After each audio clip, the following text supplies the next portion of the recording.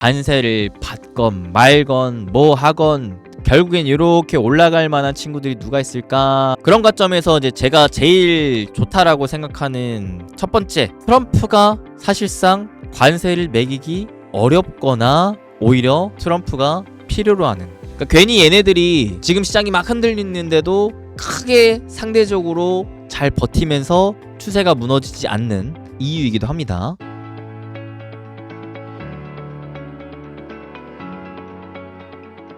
시장 관점에서 트럼프 관세 발표 이후 투자 전략에 대한 부분을 좀 잡을 때 시장은 어떤 관점으로 좀 볼 것인가 라고 본다면, 저는 그래도 내심 기대를 하고 있는 쪽은, 확률이 높다라고 하는 쪽은 시장은 점진적으로 회복할 것이라고 기대를 하고 있습니다. 점진적으로 회복한다라는 말이 뭐냐면 시장이 이제 관세 발표 이후로 갑자기 충격을 먹고 이런 식으로 폭락을 하거나 갑자기 환호를 해서 단계적으로 빵 상승을 보여주거나 하는 게 아니라 점진적으로 조금씩 다시 바닥을 들어 올려주면서 회복을 차근 해주는 이러한 부분들을 좀 기대한다라는 거죠. 그래서 그런 부분들을 일단 1차적으로는 좀 기대를 하고 있고요. 이 부분은 저는 이제 트럼프 관세랑 그 다음에 국내 이제 4월 4일 한핵 관련 발표 이후로 시장은 점진적으로 회복할 것이라는 기대를 개인적으로 갖고 있습니다.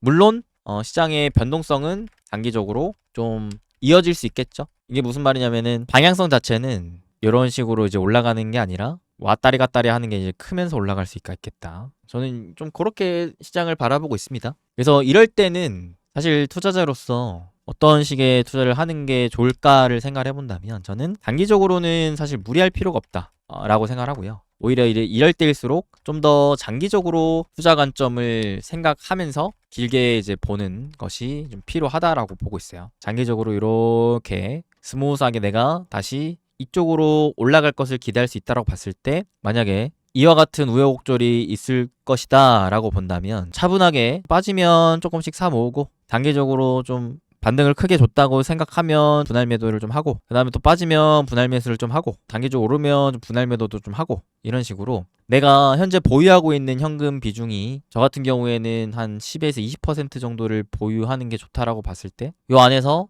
밑에서는 주식 비중을 좀 늘리고 위에서는 살짝 좀 낮추고 하면서 일정 주식 비중은 절반 이상으로 계속 가져가면서 남은 보유한 현금 비중으로 왔다리 갔다리 하며 이 기간을 버텨보는 게 더 좋겠다. 그래서 애초에 내가 기존에 갖고 있던 이제 보유 주식이 있을 거 아니에요. 근데 보유 주식 비중이 저는 그래도 한 50% 이상은 충분히 갖고 있어도 좋다라고 봤을 때, 나머지 현금 비중을 내가 언제 살까 이런 식으로 계속 타이밍을 재려고 하기보다도 그냥 단기적으로 그저께와 같이 갑자기 막 개파락이 푹 꺼지면서 시장이 충격을 좀 단기적으로 받는다면은, 그럴 때 오히려 조금 용기 내서 가지고 있던 현금 일부를 좀 쓰고, 그 다음에 어제와 같이 갑자기 반등을 팡 보여준다면은 단기적으로 살짝 또 분할 매도해서 현금을 또 챙겨놓고, 이런 식으로 왔다리 갔다리 단기적인 그 파도에 있어서 내가 파도를 견딜 수 있는 체력을 이런 식으로 좀 만들어가면 좋겠다. 그래서 시장이 이제 그래서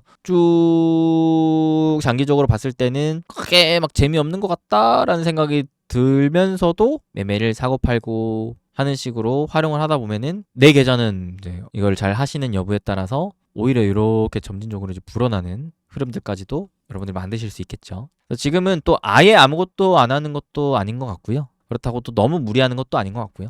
적당히 보유한 주식 비중을 일부 계속 장기적으로 가져가고 있는 상황에서 일정 현금 비중을 가지고 밑에서 개파락이 좀 떨어지면 사고, 다시금 시장이 좀 강하게 반등을 주면 좀 팔고, 왔다 갔다 하는 매매를 이어가시면 좋겠다라는 생각을 해요. 그 다음에 이제 종목 같은 경우에는 어떤 종목을 좀 공략할까라고 생각을 했을 때, 저는 지금부터가 되게 중요하다고 봐요. 지금부터가. 왜냐면 첫 번째, 트럼프 관세 관련해서 좀 눈여겨봤을 때, 과거 우리는 트럼프 1기 때랑 많이 비교할 수밖에 없는데, 트럼프 1기 때에도 사실상 이제 관세 이슈가 있었잖아요. 그때 어떤 흐름이 있었냐면은, 그때도 트럼프 1기 때 관세 위협과 함께 철회를 계속 반복하면서 시장에게 불확실성을 자꾸 주던 시기가 있었습니다. 그때도 마찬가지였어요. 자동차 반도체 관련 관세를 뭐 매기겠다, 뭐 어떻게 하겠다, 왔다 갔다 하는 가운데 대표적으로 이제 자동차 업종을 바라봤을 때 이 변동성이 엄청 컸었거든요. 그러면서 이제 어떻게 됐냐면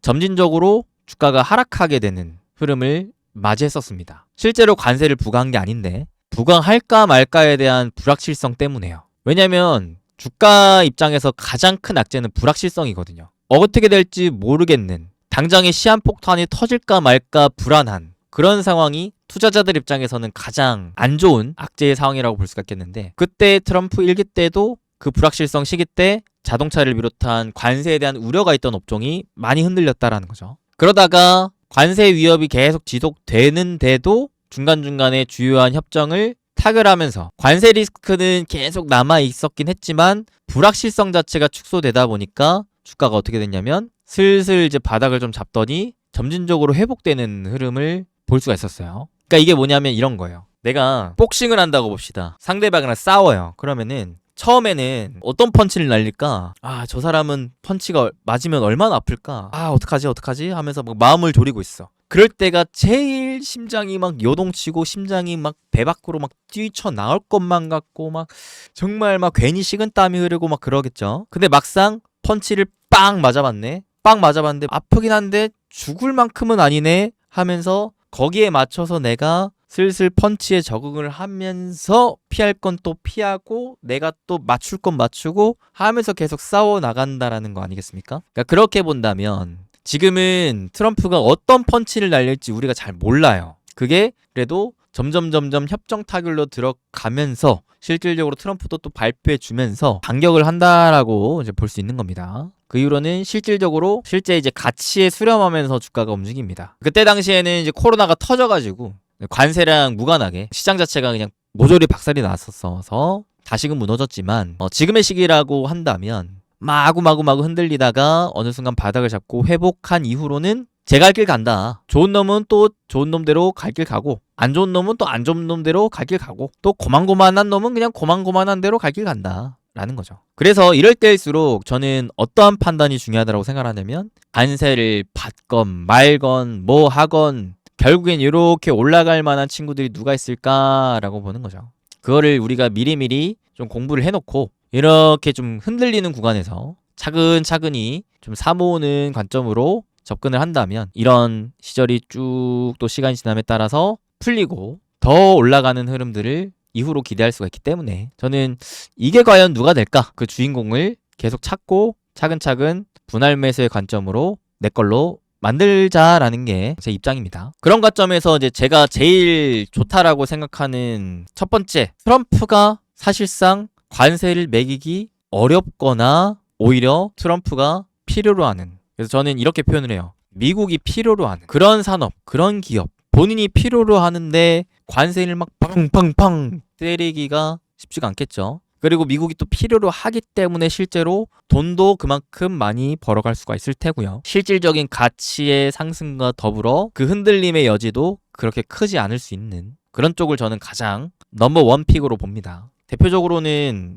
조선과 저는 개인적으로 로봇 이런 쪽을 좀 보고 있고요. 그 다음에는 트럼프의 관세를 피할 수 있다라고 할 만한 쪽이 그 다음 픽이 되겠죠. 대표적으로 뭐가 있을까요? 이것과 더불어 뭐 AI 인프라 관련해서도 있겠죠. 많은 분들께서 좋아하시는 원전도 이런 쪽에 속할 수도 있고 뭐 발전 이런 것도 속할 수도 있고요. 관세를 피할 수 있는 대표적인 게 이제 엔터 쪽이 된다라고 좀 보고 있고요. 그 다음에 이제 뭐 소프트웨어라든지 제약바이오 내지는 저는 개인적으로 의료기기 쪽도 이런 쪽으로 좀 해당될 수 있겠다라는 생각도 하고 있고요. 근데 이제 한편으로는 이런 생각도 해야죠. 관세에 좀 피해를 입는 이런 쪽은 아무래도 피하는 게 좋지 않을까요? 저는 요거를 이제 지뢰밭에서 농사를 짓는다라는 표현을 좀 쓰는데 이런 우려감이 있는 게 이제 대표적으로 반도체, 뭐 자동차 이런 쪽이 대표적일 거고요. 근데 그건 있어요. 아무리 지뢰밭이라고 해도 조심조심해서 농사를 잘 짓기만 하면 또 좋아질 수 있습니다. 그리고 단기적인 충격 이후로 이러한 반등은 그래도 기대할 수 있죠. 맞아봤는데 생각보다 많이 안 아프네 라고 하면서 반등에 대한 기회는 나올 수 있겠죠. 근데 이제 저는 개인적으로 반등을 노리면서 투자를 하기보다는 좀 더 명확한 상승을 노리면서 투자를 하는 걸 좋아해가지고 앞에 위에서 정리했던 것에 좀 더 집중을 하려고 하는 편입니다. 그 다음에 지금 시기가 또 중요한 게 지금 트럼프 관세도 관세지만 한국의 정치 관련해서 정부의 탄핵이 만약에 된다고 하면 정부가 바뀌는 거잖아요. 그러면은 뭐가 중요하냐면 정부의 정책이 또 바뀔 수 있어요. 그러면은 우리나라의 또 돈의 흐름이 바뀔 수 있습니다. 새로운 돈의 흐름에 따른 또 새로운 투자 기회가 나올 수도 있어요. 만약에 탄핵에 대해서 정부가 바뀐다고 하면은 새로운 투자 기회가 생길 수도 있다라는 것도 우리가 또다시 주목해야 하는 투자 처이지 않을까라고 보고 있고요. 요건 아직 우리가 뭐 확신을 할 수가 없는 영역이기 때문에 탄핵이 될지 말지부터 누가 새로운 또 대통령이 될지도 일단은 좀 지켜봐야 되는 영역이기 때문에 그 흐름이 나오는 것을 계속 주시하면서 새로운 대통령이 될 가능성이 높은 쪽의 핵심 정책 관련 수혜주도 공부할 필요가 있다 생각을 합니다. 그래서 지금 단계적으로 막 정치 테마주가 기승을 부리고 있는데 지금 기승을 부리고 있는 건 대표적으로 이제 인맥 관련주가 기승을 부리고 있죠. 근데 저는 인맥 관련주에 투자하는 걸 별로 선호하지 않습니다. 왜냐면 알맹이가 없이 껍데기만으로 가는 거거든요. 껍데기도 정말 어거지로 그냥 막 끼워 맞추는 식의 껍데기거든요. 대표적으로 누구누구와 동문이었다. 뭐 누구누구와 뭐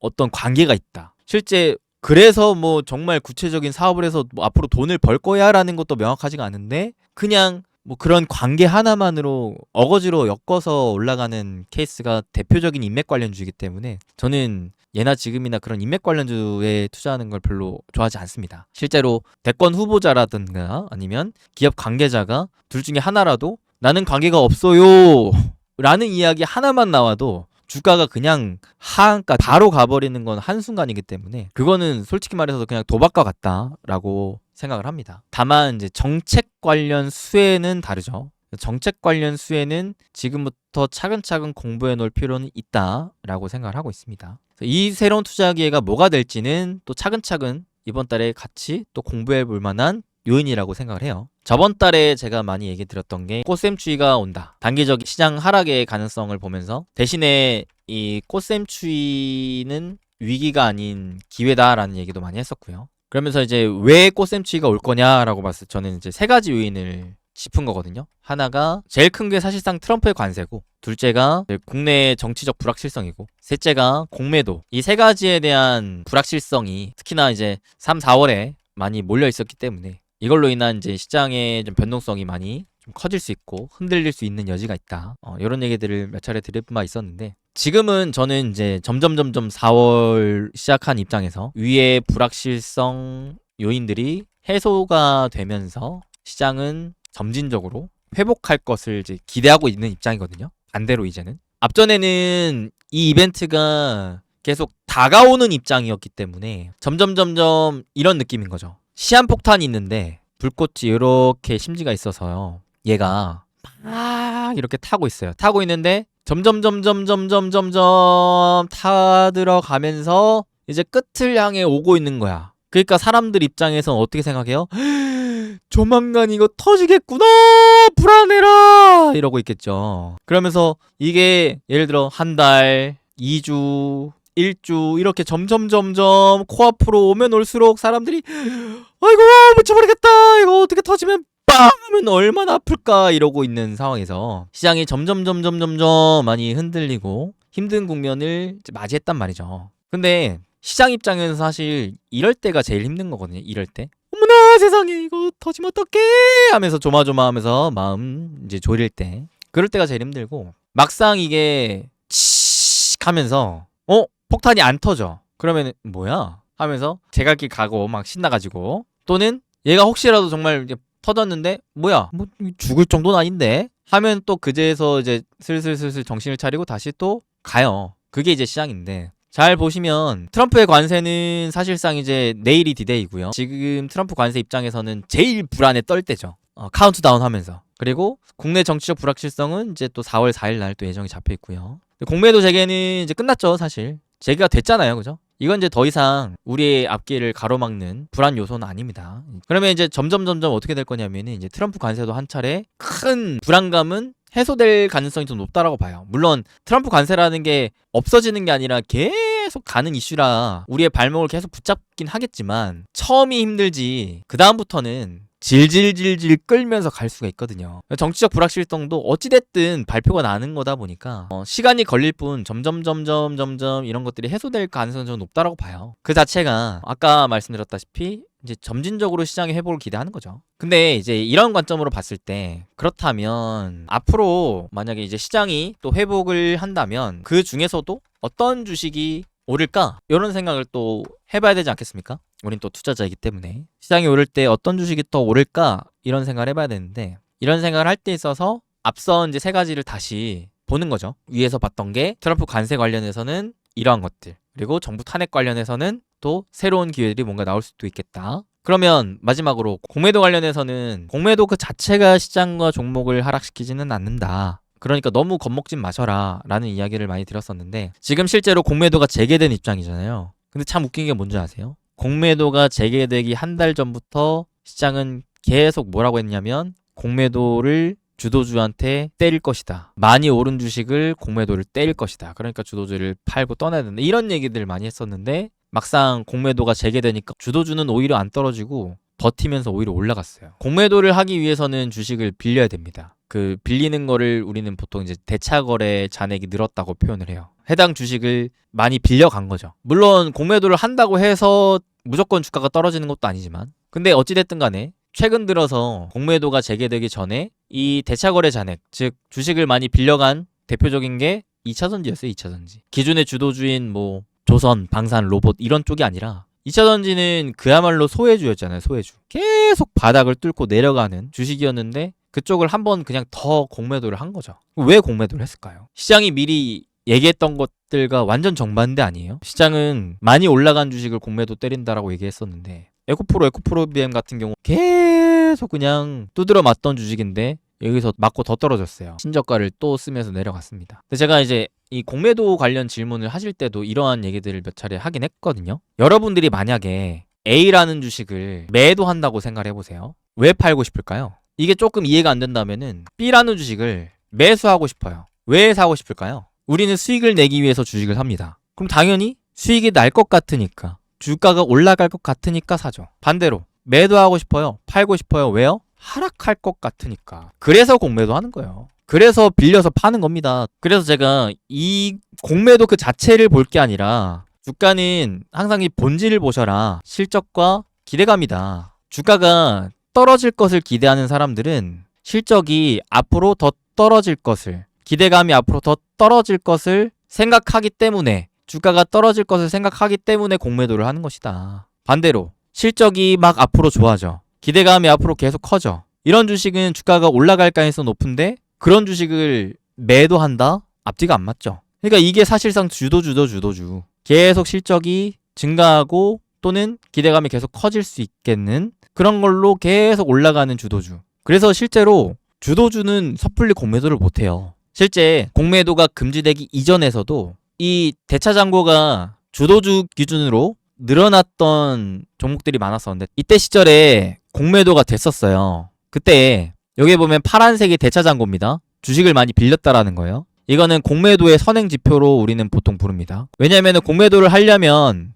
일단 빌려야 될 거 아니에요? 빌리고 팔아야 될 거 아니에요, 그죠? 그래서 이 파란색이 쭉 늘어나는 기간 동안에 주가가 이 빨간색이 어떻게 됐냐를 보는 거예요. 이 보면은 이때는 옆으로 그냥 기었죠. 그 다음에 이 B 구간 때도 이 대차장고가 쭉 늘었는데 그때 주가가 어떻게 됐느냐? 그때 주가가 이렇게 빠졌어요. 그 다음에 C 구간 때도 이렇게 늘었는데 오히려 옆으로 기다가 이렇게 올랐어요. D 구간 때는 이렇게 대차장고가 늘었는데 공매도를 했죠. 이렇게 올랐어요. 공매도 하는 입장에서는 주가가 떨어져야 수익을 봅니다. 근데 A는 횡보, 그냥 본전이라고 쳐요. B는 하락했어요. 수익이네요. C는 오히려 주가가 오르니까 손실을 봐요. D도 손실을 봐요. 그들 입장에서. 공매도를 하고 100% 돈 버는 거 아니에요. 여러분들이 매수한다고 100% 돈 버는 게 아닌 것처럼 그들도 매도한다고 100% 돈 벌지 않아요. 오히려 수익보다 손실 볼 확률이 훨씬 더 높았어요. 다른 경우에도 그랬고요. 근데 두 경우가 어떤 경우였죠? 그때 당시 주도주였어요. 그러니까 이처럼 주도주는 함부로 공매도 하는 게 아니에요. 사람들이 너도 나도 사고 싶어 하는 주식이 주도주이기 때문에 실적이 조금 더 증가하거나 아니면 기대감이 뭔가 새로운 이벤트가 나온 거나 한다고 하면 주가가 갑자기 빵빵 뛰어버리거든요. 공매도의 세력들이 그만큼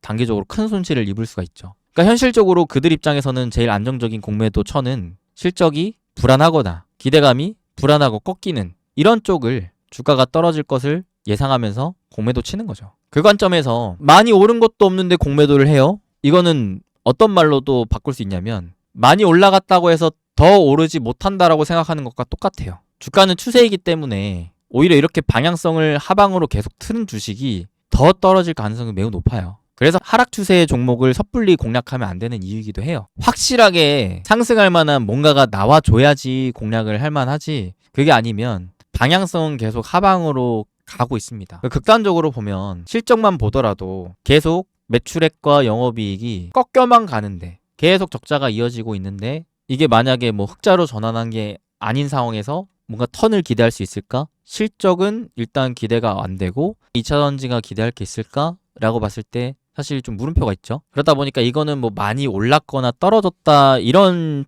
취지로 보는 게 아니고, 제가 봤을 때는 결국 본질에 의거해서 주식을 사거나 팔거나 하는 그 행위를 할 때 여러분들이 또 주가가 형성되는 그 본질을 판단해서 떨어질 것 같으니까 공매도를 하는 것이고, 실제로 그로 인해 계속 또 떨어지는 것이고, 이렇게 좀 생각을 하시는 게 나을 것 같습니다. 그래서 계속해서 말씀드리는 게, 계속 올라갈 주식을 내 걸로 만드는 게 제일 좋다, 주식 투자하는 거는. 그게 이론적으로 당연하면서도 그거를 내가 많이 하면 할수록 좋은 것이다. 하락 추세 종목들은 최대한 내 걸로 만들지 않는 게 또 좋은 거고요. 쉽지 않은데 계속 그런 거를 내가 내 걸로 만든다라고 생각을 해보세요. 누가 앞으로 실적이 좋아질 것 같은지, 기대감이 계속 커질 것 같은지, 이런 주식을 내 걸로 잡아놔야 된다라는 생각. 자, 그런 관점에서 지금은 가뜩이나 공매도가 제기가 됐습니다. 더더욱이 이 두 가지가 굉장히 중요해지고 있어요. 실적과 기대감. 그렇기 때문에 앞으로의 시장에서의 또 주도주 컬러가 확실하게 더 나올 가능성이 높다라고 보고 있고요. 그 다음 또 재밌는 자료가 있는 게, 이 리포트가 이제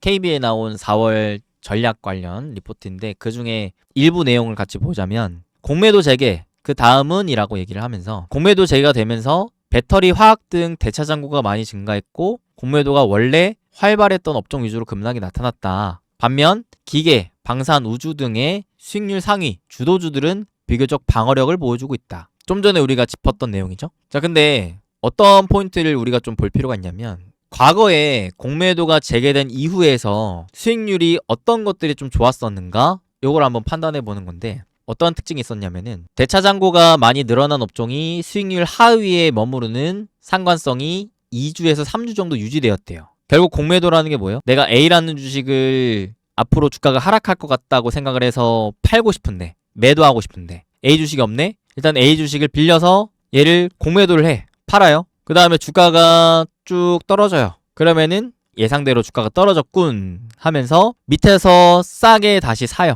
이 산 거를 가지고 앞서 빌렸던 거를 갚아요. 요게 공매도잖아요. 그런 관점에서 공매도가 있기 전에 하는 게 주식을 빌리는 거란 말이에요. 빌리는 거. 이 빌리는 거를 우리는 아까 봤다시피 대차 잔고가 늘었다라고 표현을 한다고 했어요. 그래서 요게 공매도의 선행 지표가 된다. 그래서 이 공매도 재개된 초기에서는 대차 잔고가 많이 늘어난 업종이 수익률 하위에 머무른다. 즉 공매도를 하기 위해 주식을 많이 빌린 쪽에서 실제로 공매도가 많이 나타나고 주가가 많이 떨어지더라. 한 2, 3주 동안 거의 보름 이상 그런 흐름들이 계속 이어졌다라는 거예요. 물론 그때랑 지금이랑 완전히 똑같을 순 없겠지만, 실제로 이번에도 대차 잔고가 가장 많았던 2차전지 쪽에서 주가가 크게 하락을 했었고, 비슷한 흐름들이 이번에도 예전처럼 나왔기 때문에 지금의 2차전지는 좀 더 단기적으로 하락을 우려할 수 있다라는 부분을 생각할 수 있겠죠. 그 다음에 두 번째는, 공매도 재개 이후에 한 3, 4주 동안은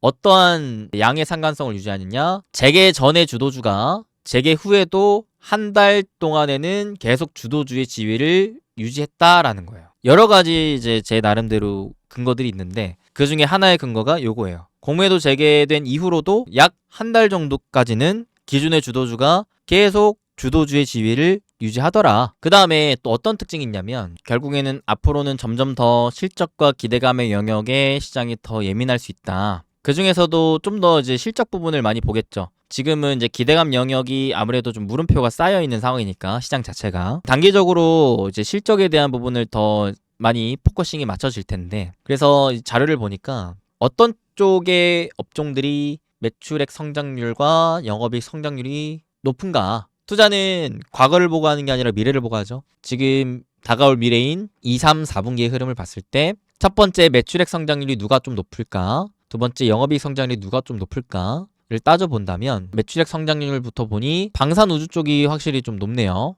이게 영업이익 성장률 쪽으로도 좀 이어지는 모습이 나와주고 있고요. 그러면 아하, 일단 이 방산 우주 쪽도 체크를 해서 공부를 해볼 필요가 있겠네 라는 생각이 들 수도 있고요. 그 다음에 또 뭐가 있을까 찾아보니까 건강관리, 제약바이오 헬스케어 쪽, 요게 이제 영업이익률도 영업이익 성장도 양호하죠, 그죠? 그래서 건강관리 쪽도 픽을 할 필요가 있겠고, 자, 그 다음에 또 뭐가 강한가 보니까 조선 기계 쪽이 또 하반기에 양호하고, 특히나 조선은 1분기에도 참 좋았지만 2, 3, 4분기도 양호하고, 기계는 오히려 하반기 때가 확실히 좀 좋아질 것을 기대할 수가 있구나, 요런 생각이 좀 들네요. 그래서 조선 기계, 사실 이쪽은 기존 주도주죠. 그래서 이익단만 보더라도 확실히 조선, 로봇 이런 쪽을 앞으로도 기대할 수 있는 요인이 있다라는 것이 확인이 되고요. 그 다음에 화장품도 이와 같이 다른 업종들 대비해서 이 성장률 폭은 그렇게 크진 않지만 양호하다. 그 다음에